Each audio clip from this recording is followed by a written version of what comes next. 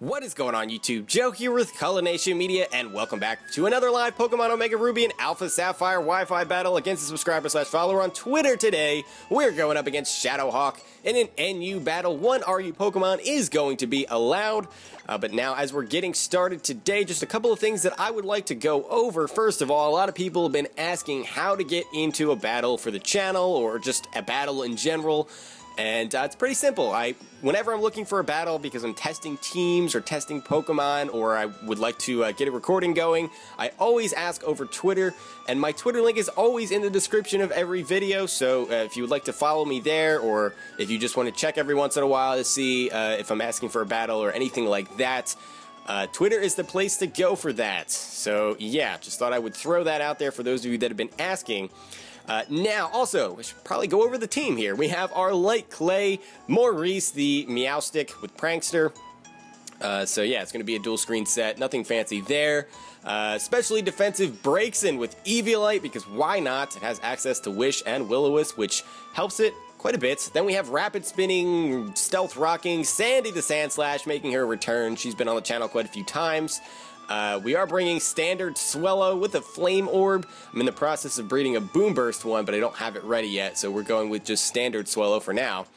Then we have Diesel, the Kling Clang, which is going to be a Shift Gear set with Gear Grind, Return, and I forget what else I put on that set. Don't think I put Volt Switch on it because that wouldn't make a lot of sense. Probably Wild Charge.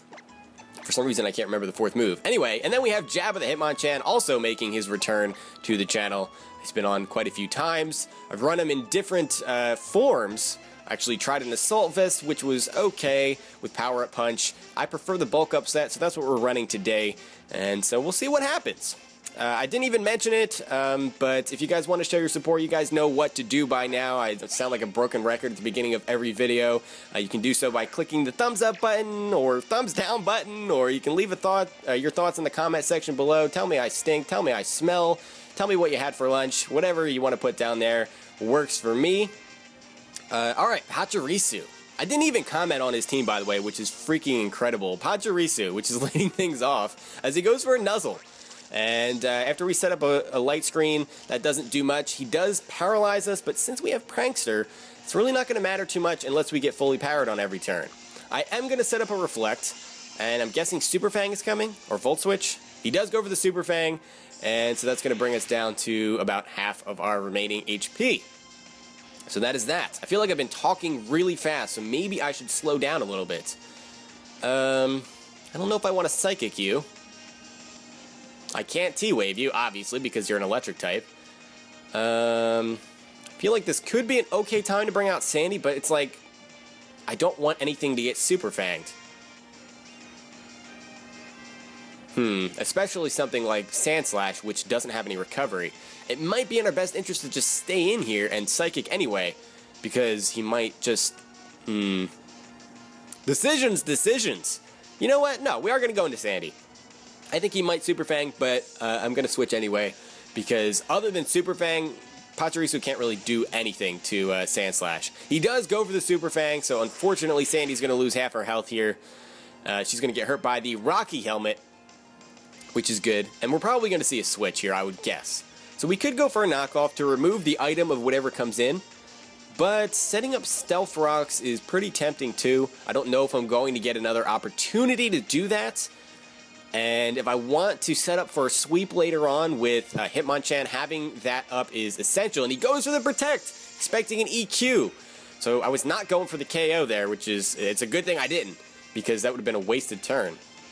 So we have the rocks up, which is great. And we got him up for free, which is even better.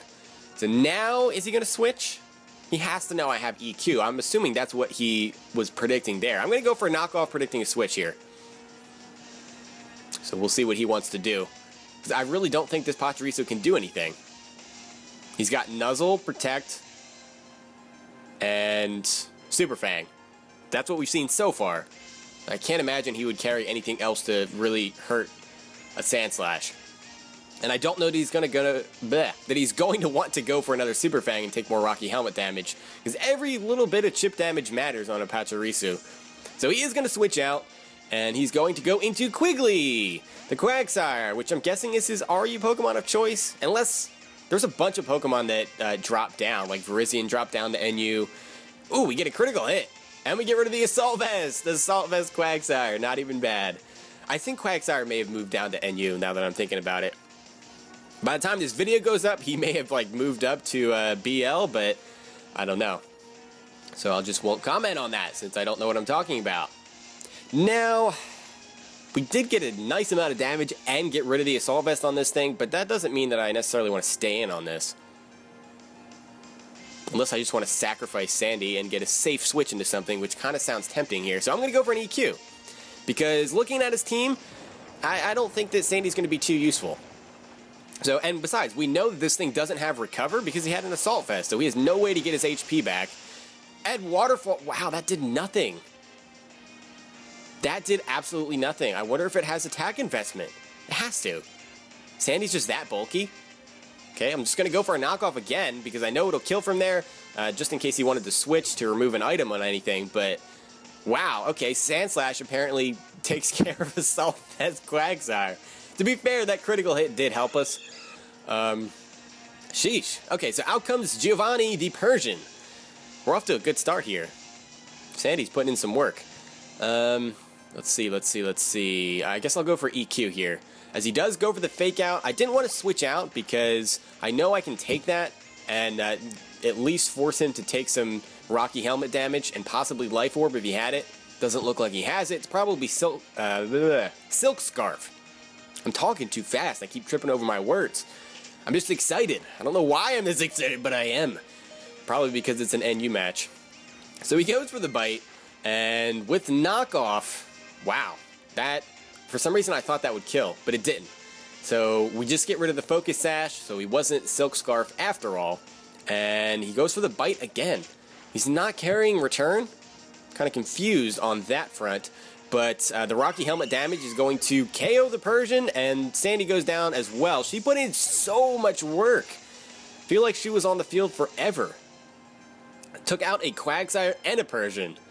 That's not even bad. To be fair, I don't think that the way he used his Persian there was very good. I don't think that... Not that the Persian was bad, but I don't think that throwing it away like that was necessarily the best idea, because that fake out pressure could have been really important later on, and that may come back to bite him. I don't know. We'll have to see here. So I'm going to go in with Maurice again and start setting up some more screens. Thankfully, we don't get fully parried. We can go for the Reflect as Torterra pulls out the Crunch. So maybe he's Choice Banded. That did a lot of damage. Did quite a lot of damage. So now we have a choice here. Do I want a Psychic? Do I want a Light Screen? I'm going to Light Screen just to have those screens up, because why not? And he is going to take us out with another Crunch, because, I mean, really, at this point, with that little HP, Maurice probably was not going to come back in and be able to set up again. And I'd be pushing my luck with getting fully parried, because I didn't get fully parried even once. So I can't complain at all. Now, I would kind of like to bring in Kling Klang to try to set up and such, especially if he's locked into Crunch, but it's too risky to do that, because if he's not and he just EQs, I'm kind of screwed. So we can actually probably go in with Beatrice even and burn this thing, but I'm going to take this as an opportunity to set up, because we have our screens up and I don't want to waste that. So if he's locked, even if he's not locked into Crunch, we should be okay here, because I have the Reflect going for us, and we're going to be at +1 defense before he can even do anything. So, bulk up it is. And he does just stay in and go for Crunch. He has to be locked into that. And he outspeeds us, but I'm not running full speed investment. So, ooh. And we get a defense drop. So we're just going to get back up to neutral. And, yeah, he has to be locked into Crunch. I don't think that he's Choice Scarf. He's probably banded. But Torterra's just so slow, though. Even if I don't have full speed investment, I have some. It's kind of crazy. Okay, I mean, it doesn't matter either way. Does not matter either way, at least at this point. If we have to make a prediction on that later on, I'm going to have to try to make up my mind. I'm going to go for Ice Punch here. And he's going to withdraw, maybe expecting that? I don't know. We'll see. He's going to go into Blast, the not Luxray. I was expecting a Luxray. And out comes Typhlosion to take the Ice Punch. So that must have been a prediction.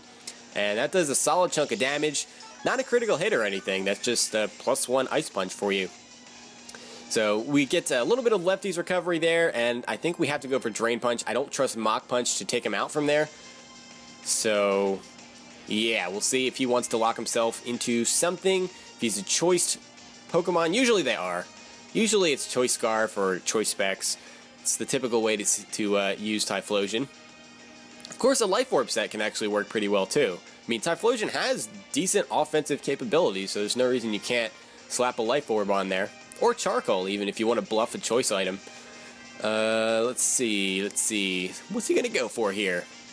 Maybe he has Extra Sensory. That could deal a decent amount of damage. That could be a problem, actually. I don't know that that would one-shot, though. Inferno! What? That's the first time I've ever seen that on a competitive Pokemon. That's for sure. Okay, so Typhlosion goes down. I wonder if that was part of his strategy. Like, if that was just a gimmick that he was running. If he's a subscriber of mine, then you have to expect some type of gimmick moves and such, because that's what a lot of my stuff is. It's just crappy gimmicks that sometimes work, and it's fun. So out comes the Pachirisu, and now we can Drain Punch. And he's going to go for the Nuzzle to paralyze us, which kind of stinks. Gets a meaningless critical hit, and now Jabba is moving in slow motion. But that's fine. We're still going to go for the Drain Punch, and at +1, that is a Oko. Get us back up to full HP as well. He does have the Torterra left, which we know outspeeds us. But Ice Punch is a one-shot. So, yeah. We'll have to see. We didn't get up to anything past neutral defense, though, because of that defense drop from the Crunch. He is going to go back into Torterra here. So he's got Torterra and one other Pokemon left, I think? Yeah, one other. Okay. Fair enough. So we'll go for an Ice Punch here, since that's probably our best play. I don't know if Drain Punch would kill. Torterra actually is pretty bulky on the physical side, so I don't want to risk that. He goes for the Stone Edge. I'm guessing that had to be a predicted switch. And Ice Punch is going to take this thing out, so I think we're going to see a Hitmonchan sweep here. So that was kind of a fast battle. This is going to be less than 15 minutes unless he can pull off some magic here with his final Pokemon. A couple of those sets were a little bit questionable, but I'm in no position to judge because I used a Maractus on Battle Spot. So my ability to judge people card has been taken away. Kecleon, named Karma. I've actually seen this thing in action. He said he tweeted at me a few days ago with a battle code to this thing just destroying lives. It was pretty cool. But anyway, Mach Punch is going to hit Kecleon on its weaker physically defensive side, and that's a one-shot. So Jabba pulling off the sweep there. Unfortunately, we didn't get to see Klinklang or Braixen in action, two Pokemon I really wanted to highlight. But Jabba is kind of a spotlight hog, I guess. At least for this one. So I'll try to build a different team and bring them as well. So, yeah, I also have a Little Cup battle coming up somewhat soon on the channel. That might be the next one coming up, so that's something interesting to look forward to because it's something different. Because normally it's just lower tiered stuff with, fully evolved Pokemon, not baby level 5 Pokemon. Anyway, I'm talking too much. I hope you guys enjoyed this battle. If you did, please make sure you're leaving a like, rating, or a comment, or whatever you would like to do. And thank you very much for the battle, Shadowhawk, and I will see you all next time. But until then, game on.